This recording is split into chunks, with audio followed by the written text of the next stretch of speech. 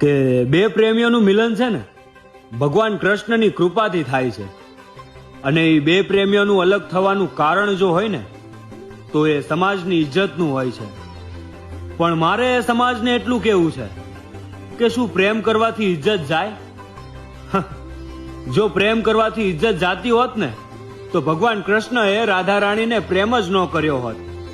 એ વિચારીને કે હું પ્રેમ કરીશ તો માં યશોદાની ઇજ્જત જાશે.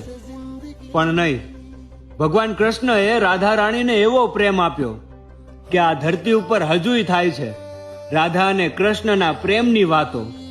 અને હા, તમે પણ આવો પ્રેમ જો કોઈને કર્યો હોય તો આ દુનિયાને કહી દો કે મારા પ્રેમને છેલ્લા શ્વાસ સુધી સાથ આપવાનો કર્યો છે મેં વાદો.